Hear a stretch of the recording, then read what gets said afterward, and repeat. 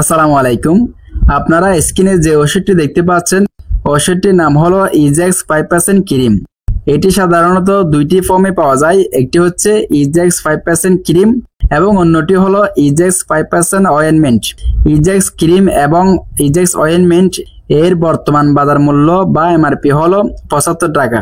ইজেক্স ক্রিমের এমআরপি 75 এবং ইজেক্স অয়েনমেন্টের এমআরপি 75। এটি ইজেক্স ক্রিম এবং অয়েনমেন্ট দুইটাই সেম রেট।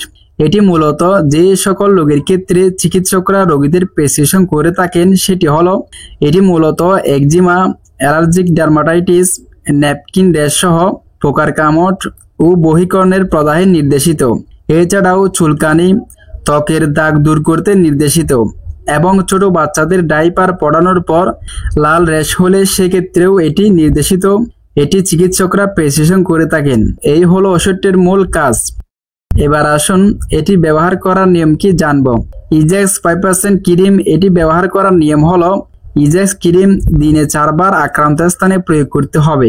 হালকা গরম পানি দিয়ে আক্রান্ত স্থান ভালো করে পরিষ্কার করে পর্যাপ্ত পরিমাণ ইজেক্স ক্রিম আঙ্গুলে নিয়ে দিনে 4 বার প্রয়োগ করতে হবে বা ব্যবহার করতে হবে। এই হলো ওষুধটির ব্যবহার করার নিয়ম। পার্শ্ব প্রতিক্রিয়া।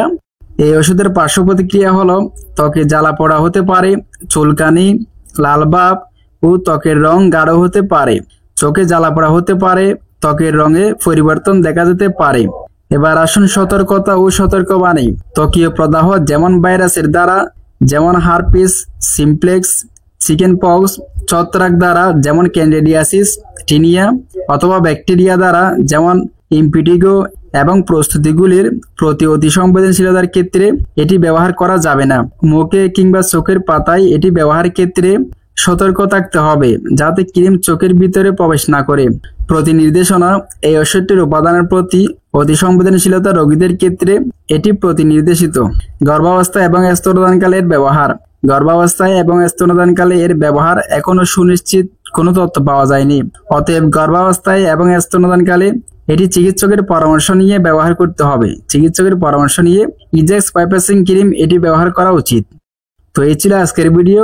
ইজেক্স ক্রিম এই ওষুধটির কার্যকারিতা, এটি ব্যবহার করার নিয়ম, এটি কেন চিকিৎসকরা প্রেসক্রিপশন করে থাকেন, পার্শ্ব প্রতিক্রিয়া, মূল্য। ধন্যবাদ সবাইকে।